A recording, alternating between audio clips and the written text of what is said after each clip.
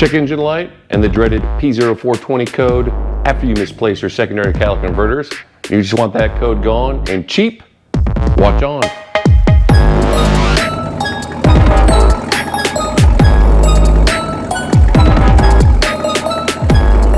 Welcome everyone to the Derbzilla channel, and today we're going to talk about secondary catalytic converters and check engine lights. Now this is a 2021 Camaro ZL1, which is a 6th gen Camaro, and it comes with 2 primary catalytic converters and 2 secondary catalytic converters. If you've somehow misplaced or have had stolen your secondary catalytic converters and the thief had crawled underneath your car and welded in some piping in its place, you may be greeted with a check engine light as soon as you start driving down the road. Now, the issue with the check engine light on most modern cars is you begin to lose some features of your vehicle. With my 2021 Camaro ZL1 here, 6th gen Camaro, when I have a check engine light, I am no longer able to remote start my car, and I also do lose some of these fancy drive modes that may become inaccessible. Different cars will have different features or issues depending on what, the check engine light. Most likely, when you do run your code reader and you scan the codes, you'll get a P0420 code, which is a catalyst efficiency low threshold error. And your drivability might be the same. You might not actually notice any difference in driving, but as mentioned, you will lack those features. Now, this video, we're going to show you a workaround or a solution to get rid of that check engine light extremely cheap, and it can at least be a band-aid fix until you get those secondary catalytic converters replaced, reinstalled, or you locate to whoever stole it, or you find them, you get those in there, and you can be definitely more efficient for the environment. Now, I'm gonna go ahead and show you what I went with on my situation before I fixed everything, and that is using an oxygen sensor spacer.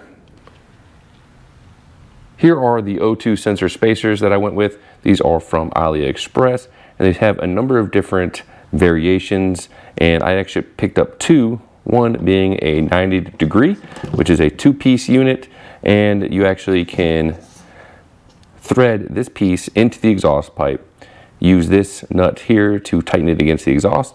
You can angle it how you want, and this will determine where your actual O2 sensor will be and the clearances for your O2 sensor. And then once that's in place, you can actually tighten on the 90 degree piece here. You'll tighten that up nice and flush, and then you can actually once it's in place how you want it, you'll install your O2 sensor here, and that'll actually move the O2 sensor further away from the exhaust gases, and will work perfectly on not getting you that check engine light. Now this is the straight spacer, and this one is a single piece, and this is good for just moving it if you have a lot more clearance or it's angled perfectly. You can actually move the O2 sensor away without worrying of it hitting anything. This would be a good option. Now I actually did intend on using 290s, but these being manufactured in China or wherever, and they're being super cheap from AliExpress, I mean they look of high quality, but one of these 90 degrees, this one actually right here, it looks fine, the threading looks fine, but it did not thread into the exhaust pipe. The other 90 degree, which looked identical, threaded in fine. So I went with the 190 and then the one straight. And then, another thing you notice, you do see some weird threading peeling off the inside here. So you want to make sure you have everything.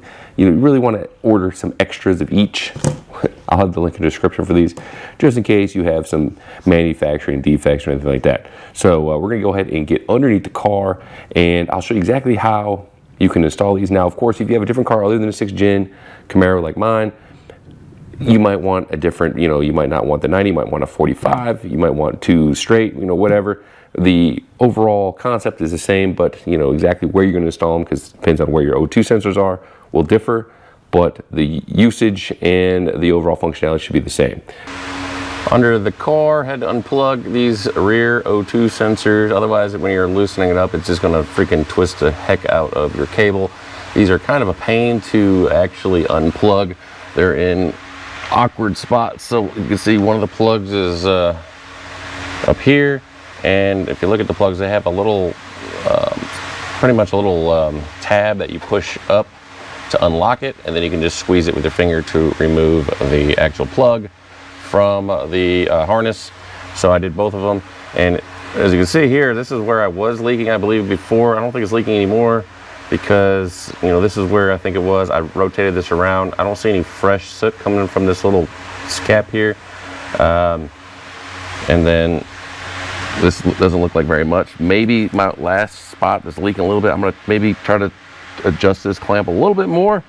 But yeah, as I mentioned, I got both of these bad boys unplugged. I gotta find the right wrench to remove these. And then, cool thing about these that I picked up is I can actually separate this piece from this base piece, and I can then screw this piece in here, and then I can screw in that angled 90-degree piece, and then have the O2 sensor maybe sitting over here or something like that, whatever works. And then I can then tighten this one up. I'll throw some red Loctite on these bad boys, and hopefully it fits. I believe it's the right setting, and then I can actually tighten this piece separate from this piece, so I can have this inside. I don't have to be swinging this whole piece around, which won't clear. It definitely won't clear over here, but it probably won't even clear over here. And so I actually bought a 45-degree single piece before and realized that there was no clearance for that. So that's why I picked these bad boys up. So yeah, I'm gonna go ahead and get these O2 sensors removed, clean them up a little bit maybe, and then get this thing installed. O2 sensors have been pulled from the exhaust. And just a quick note, this is just a simulation. I'm not actually installing any of this stuff on my car, just showing you guys in a CGI looking display, and these are going to come right back off. But in the event you damage your secondary catalytic converter like I have, and I'm actually just getting ready to replace it, of course, and you want to get rid of that check engine light, this should hopefully resolve the issue. And as you can see here, this piece can thread in. You want to probably just thread it and match it up with the O2 sensor thread depth. And then you have this independent nut here that you can then tighten down, and then you can install this secondary piece like here, and you can angle the O2 sensor how you like, somewhere that's not going to hang down and get hit by anything, and it's safe and out of the way. And then you'll thread your O2 sensor into here, and then that will help with your exhaust flow, and hopefully it will read correctly and not give me the check engine light. And as I mentioned, this is just a quick simulation. I'm not actually going to run it like this. I'm going to go ahead and finish this up. I'm going to see how I want to angle this. One of these kind of had issues threading in. I think the threading was just a little bit dinged up. So, the quality of these aren't going to be, super amazing machining, but this one threaded in fine. I'll try the other one again here shortly, but I think I might just angle it, maybe this way, and then I can have nice clearance and, easy way to access the O2 sensor if I need to. The O2 sensor extenders are in place. I had to go with a straight one right here because the other 90-degree that I got from our friends at AliExpress, something wrong with the threading or whatever, it just would not thread in. The other 90-degree, exact same one, threaded in over here just fine. And see how I ran it? I ran the O2 sensor kind of parallel with the pan, and then I ran the cable up away from the exhaust and up there, so it shouldn't touch anything too hot. The pan's not gonna burn no cable, should be fine. And it was pretty much laying on it when I pulled them off. And then this one I just ran straight up behind the little pipe there, and the connector is way up there. I had that kind of behind the other connector, so it shouldn't bounce off the catalytic converter, shouldn't burn up. So yeah, these are in place. That wraps it up. This is actually a week and a half or so when I'm recording this from when I actually installed my O2 sensor spacers, and since then, with maybe 400 or 500 miles, zero check engine lights. That's key. No check engine light has returned.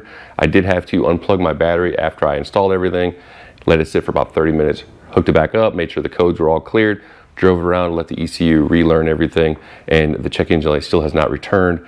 Even when I go into performance shift mode, which usually would trigger my check engine light if it hadn't already triggered prior to activating the O2 sensors, still don't come back. I was getting on it pretty good.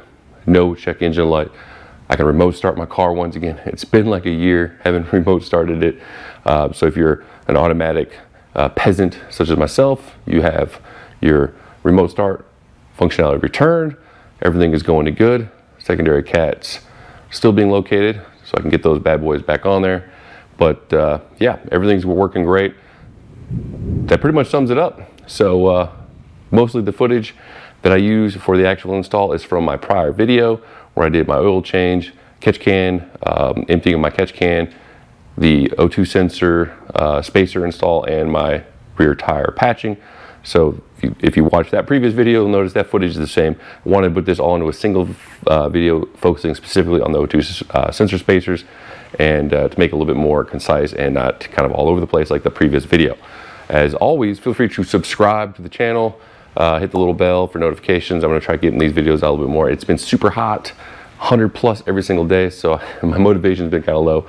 So maybe if I get you know, some comments or whatever, questions, give me a little bit more motivation, get more videos out. I have a lot more stuff in the works. Yeah, so feel free to comment, ask me any questions you have, any issues you ran into, or if this worked for you. And you know, I'll keep an eye on it. Check out the Instagram, check out the Facebook channel, the website, Zilla.com, all the other fun things. And as always, I'll check you guys later.